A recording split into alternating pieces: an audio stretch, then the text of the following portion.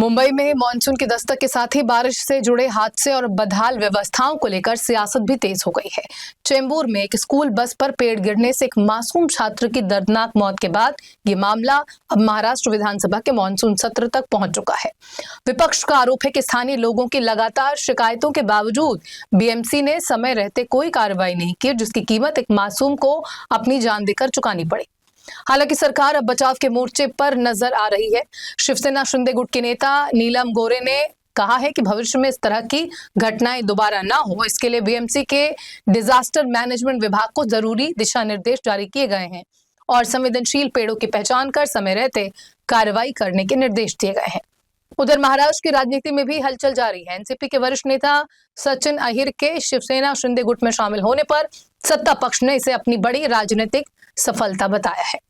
मंत्री उदय सामंत ने इसका श्रेय उप मुख्यमंत्री एकनाथ शिंदे के नेतृत्व को देते हुए कहा कि उनके कामकाज और नेतृत्व से प्रभावित होकर नेता लगातार शिवसेना में शामिल हो रहे हैं।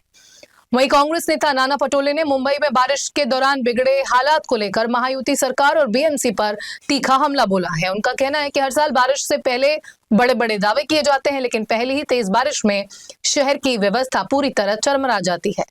पटोले ने सवाल उठाया कि जब समय रहते चेतावनी और शिकायतें मौजूद थी तो हादसा रोकने के लिए प्रभावी कदम क्यों उठाए नहीं गए। ऐसे में सवाल सिर्फ एक हादसे का नहीं, बल्कि मुंबई की मानसून तैयारियों, बीएमसी की जवाबदेही और सरकार के कारण प्रणाली का भी है। अब देखना होगा कि विधानसभा में उठे इन सवालों के बाद प्रशासन सिर्फ आश्वासन देता है या फिर जमीनी स्तर पर ठोस कार्रवाई भी दिखाई देती है। और मुझे ऐसे लगता है कि जब बहुत बारिश होती है तो कई बार पेड़ अच्छा तो दिखता है, लेकिन बाद में कभी वो गिर जाएगा इसका कोई पता नहीं होता है। लेकिन उसका असेसमेंट एनी म्यूनिसिपल कॉरपोरेशन, फिर बीएमसी हो या पीएमसी हो, वो लोग वो करते हैं और जब उसकी शाखा को काट। ये सब माननीय एकनाथ शिंदे साहब के नेतृत्व का करिश्मा है। अभी कल जो महाराष्ट्र राज्य के एक्स मिनिस्टर थे, जिन्होंने 3 बार विधानसभा की निवडणूक जीत ली थी और आज वो विधान परिषद के सदस्य थे, वो माननीय सचिन भाऊ हमारे साथ आए। वो अभी उनको उपसभापति का मौका माननीय एकनाथ शिंदे साहब ने दिया है। ऐसा सक्षम नेतृत्व हमारे साथ आया है। ये ऑपरेशन नहीं, ये माननीय एकनाथ शिंदे साहब के ऊपर का विश्वास है।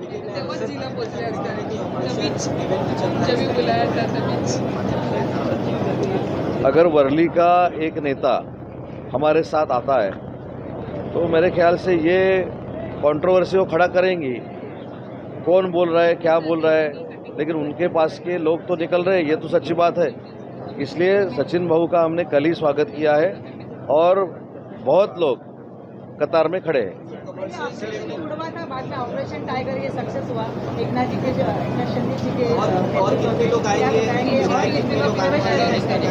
नहीं, जो इच्छा व्यक्त करेंगे, वो अगर कैपेबल रहेंगे, वो संगठन बढ़ाने के लिए प्रयास करेंगे तो उनको साहब खुद उनके नेतृत्व में लेंगे। के दाम जो है उसमें कमी आई है, जो रेस्टोरेंट और अन्य चीजें 180 रुपए तक कमी है। इस तरीके से देखते हैं, इस तरीके से जो चल रहा था उसमें कमी आई है। क्या आने वाले समय में इसका नहीं, इसके सबके ऊपर युद्ध का ही परिणाम था। जो वॉर चालू है उसका ही परिणाम था। अभी युद्ध कम हो रहा है, इसलिए ये सब दर भी कम हो रहे हैं। हाँ सर, बीड मधला एक प्रश्न आहे। हाँ, बोला ना। ऑपरेशन तोडवा सुरू होता आणि त्याच्यानंतर ऑपरेशन टाइगर हे सक्सेस मुद्दा उठाया। विधानसभा का अध्यक्ष ने सरकार की बाजू रखते हुए कि ये घटना गंभीर है, लेकिन वास्तविकता रखने के लिए हमको मौका नहीं दिया।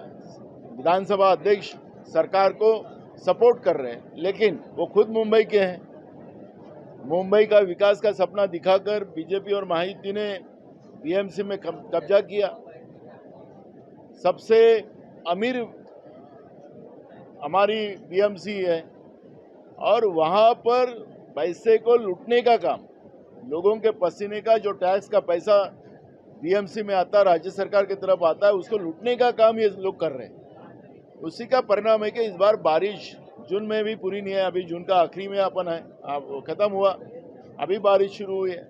लेकिन जब हल्की बारिश आई तब भी मुंबई के रास्ते जाम हुए और मानसून पूर्व जो तैयारी करना पड़ता है, पेड़ काटना पड़ता है, पेड़ के फंदियाँ डंगाली काटना पड़ता है, वो भी सरकार ने नहीं की और कल जो घटना हुई उसमें एक निर्दोष बच्चे का वहाँ पे उनका मृत्यु हुआ और ये सरकार जवाबदारी लेती नहीं। तो हमारी विनती ऐसी है कि ये सरकार अंधी बहरी हो गई है, पैसा खाने में, भ्रष्टाचार करने में लगी हुई है।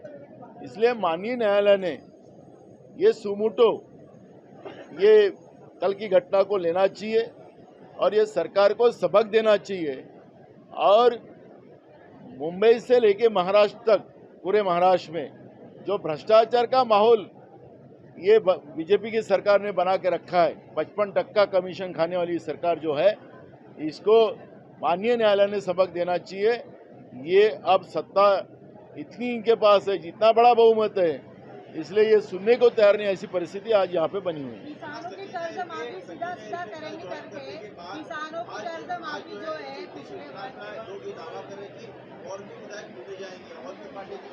देखो, जनता के प्रश्न पड़े हुए हैं, इनके पास बड़ा बहुमत है, जनता के प्रश्नों में फेल हुई सरकार है और इसलिए दूसरे दलों के विधायकों को, सांसदों को तोड़ना, भ्रष्टाचार से कमाए हुए पैसे का प्रलोभन देना, ये काम ये लोग कर रहे हैं और उसी इशू पे मीडिया को डाइवर्ट करना, ये काम इनका चल रहा है। राम मंदिर में डाका पड़ा है, उसको डाइवर्ट करने के लिए ये लोग इस तरह का काम कर रहे हैं कि लोग मीडिया में सिर्फ दूसरी चीज़ें देखें। इनका जो राम मंदिर का, भगवान श्री राम जी को इन लोगों ने लूटा है, जैसे रावण ने सीता माई को चुरा के लेके गया था, वैसे भगवान श्री राम जी के घर से इन्हें लोगों की श्रद्धा का पैसा लूट लिया और ये सब भ्रष्ट व्यवस्था जो बीजेपी के रूप में, इनके महायुति के रूप में जो देख रहे हैं, उसको डाइवर्ट करने के लिए इस तरह के किसी का सांसद तोड़ो, किसी के विधायक तोड़ो, ये काम ये लोग कर रहे हैं। ये कोई सच्चाई नहीं है, कोई सच्चाई नहीं। ये राज्य का मुख्यमंत्री किसानों को फंसाने का काम कर रहा है, राज्य की जनता को फंसाने का काम करता है, झूठे वादे करता है, लेकिन वो कभी भी पूरे नहीं करता, यही हमने देखा है।